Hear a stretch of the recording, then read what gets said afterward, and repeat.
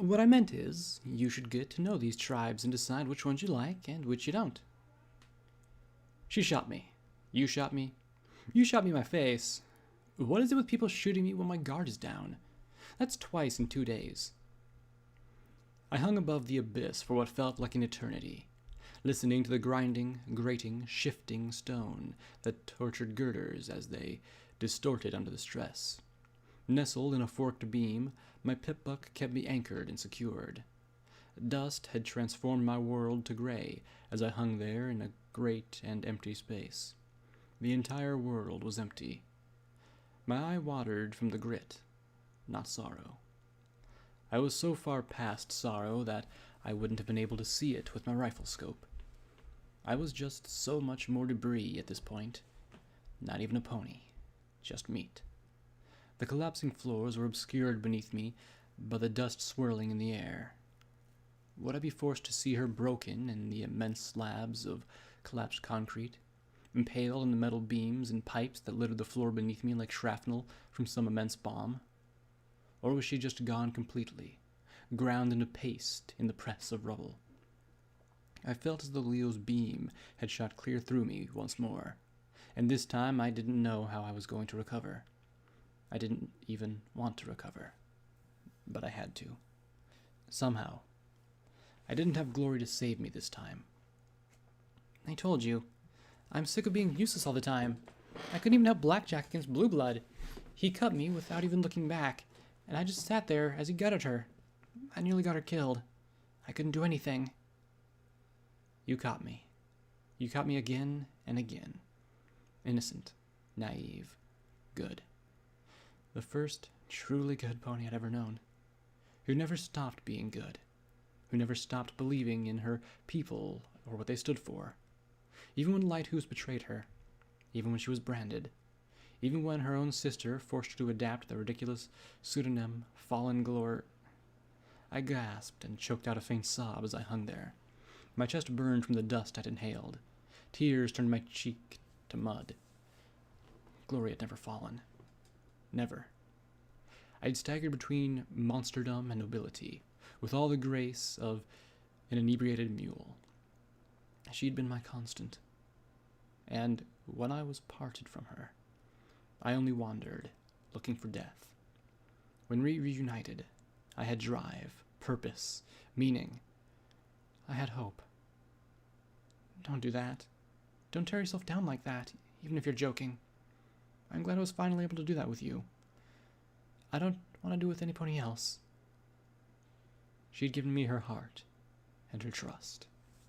Most importantly, she'd given me her forgiveness when I'd screwed everything up. It had been a precious gift, one that I'd squandered.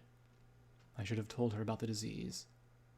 I should have involved her instead of just throwing my pip-buck through the door and gassing every pony and myself.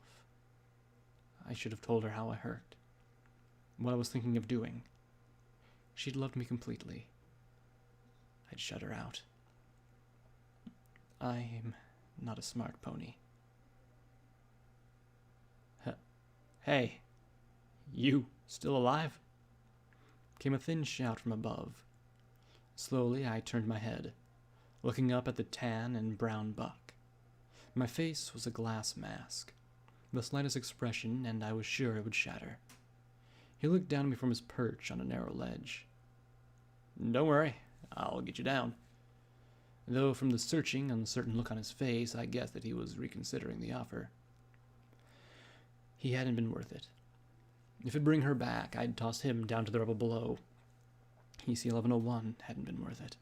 Saving Hoofington wasn't worth it. Glory was 1,000,000 times more precious than anything else. He must have caught my look, because he shrank back a little. It was a joke, anyway. He couldn't help me. He didn't have a gun. You were gone, and I had nothing left, Blackjack. No family, no home, no Blackjack. Nothing. Do you understand? Nothing. Yeah, Glory. I understand. I understand perfectly now. I dangled over the abyss, now in complete silence, and knew that the wasteland had finally made everything square. Then I heard the sound of beating wings and looked down. My weeping, bloodshot eye widened as my breath halted altogether. Had a miracle happened? Had she, somehow, some way? And then I saw the black power armor rise up from the swirling dust. Like a demon from some hellish other world, it lifted slowly till it hovered effortlessly before me. Then the helmet retracted, and the crimson features of Lighthooves looked upon me with an expression of faint satisfaction. I looked back. I didn't feel rage or hate. I felt relief.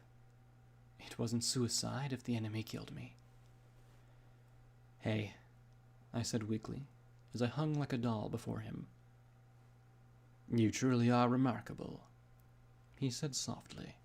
I didn't want his praise. I wanted 4 blasts from his Nova Surge rifles. "Only you, out of all the ponies in the wasteland, would drop a building on your enemies." I didn't bother to correct him. "I didn't have a boat," I rasped softly, coughing from the curd in my throat. Let me ponder what that meant. "So, gonna shoot me? String me? Give me a flying lesson?" "Oh, I would sooner destroy a rainbow window than an artist like yourself," he replied. "However, since I can't have you doing something stupid either," and the stinger tail slipped out and jabbed me in my rump. A lethargy began to overtake me. "Please understand, I hold you in the highest respect." "I am so gonna kill you," I breathed quietly, almost in a loving whisper. "The second I get my magic back, I'm going to take your wings like you took Laurie's cutie mark. You'd best kill me now, Lighthooves." I felt myself slipping away into unconsciousness. "That would be the most prudent course of action, I agree. However, that's not part of the deal." I only hoped that I'd never awake. But of course, I would. Everything's big when you're little, and trying on Mom's things was a way to prove that I was getting bigger, that someday I'd be all grown up and ready to take on my job as a security mare. I was going to be a pony who saved ponies. So I trotted out of Mom's room wearing her security barding and a helmet so big that it rattled around my horn like a teacher's bell. It was also so I could not trip and whoopsie. One misstep sent me sprawling out into a tangled mess of blue.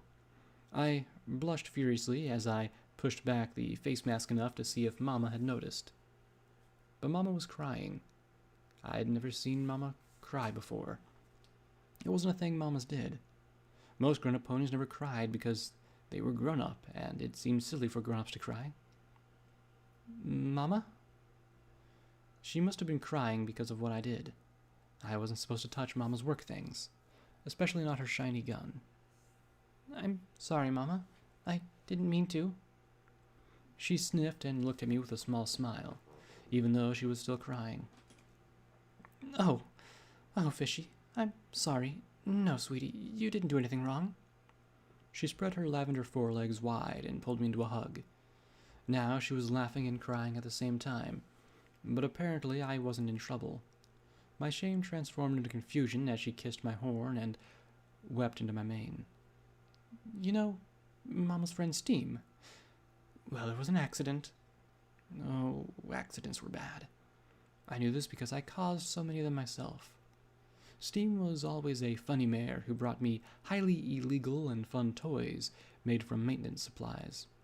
Steam also brought toys she took into Mommy's room, where she and Mama made all sorts of oohs and ahs and yes noises, doing stuff I wasn't supposed to know about till I was in Philly school. "Well, Steam was hurt very badly," Mama said as she nuzzled my ear. "The medical ponies can make her all better, Mama," I said, trying to explain the obvious. The medical ponies made everything better, even me when I'd stepped in a rat-a-roach trap poking through maintenance where it didn't belong. But when she said that, she shuddered and held me even tighter. "They can make anything better, Mama." "Not this, sweetheart." Mama swallowed hard. She's dead. Dead? Dead. Dead? Dead, dead, dead, dead? Deaded? Deads? It sounded like a stupid word. What's that mean? It means she's not alive anymore. She's gone, and we'll never see her again. Mama said quietly as she hugged me tightly, looking with her sad pink eyes as she nuzzled me. Now I was starting to cry too. Gone? Gone where? And why? This was stupid. Steve made Mama and me happy. It wasn't fair that she was gone. Well, just go and bring her back. There. Enough said. Mama could do it. Mama could do anything. Except this. I can't, Fishy. No pony can. She's going into the ever after to be with the princesses. So I'll see her someday. Again. She sniffed. Until then, I'll try to be the best pony I can be, so that when we meet again, she'll be proud of me. That didn't make any sense, though. If she was gone forever, how could Mama see her again? How, Mama? I asked in confusion, blinking up at her. She stroked my mane gently as she hesitated, then smiled. Every pony dies someday, Fishy. I held her and heard her heart beating, and then I had a thought. The horrible thought that every foal has sooner or later. Even you, Mama? Even me, Fishy. She said it so gently that somehow it hurt me even more, like a dress rehearsal for when the day came. But as long as we remember how they loved us, they're never really gone. Okay, Fishy? Yes, Mama. I'll remember. I promised.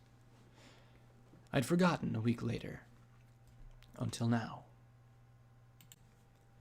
I came to lying on my side, on a mattress draped on some ugly, rusty, wrought iron bed frame. When Mama had died, I hadn't really wept. So much had happened that it'd all been swept up. I'd always known she'd die someday, and as I'd gotten older, we'd grown apart. I was the disappointing daughter, she the stern, authoritative mother. Why had we fallen into such stupid roles? What would Mama think of me now? Would she accept that I had no other choice in '99? That to save the stable, I had to destroy the stable? Would I even get to go to the afterlife? I certainly didn't deserve it. And now I still couldn't weep for glory.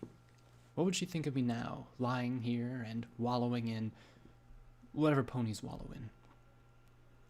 I was stripped of barding, braces, weapons, and of course, everything except my eye patch. I was filthy everywhere that hadn't been covered by my barding. Some pony had fixed up my right foreleg. The joints ached, but nothing too terrible. It didn't matter. I wasn't going anywhere. There was nowhere to go. No reason. And honestly, I didn't even want to kill Lighthooves anymore. It'd be a bonus, but it no longer mattered.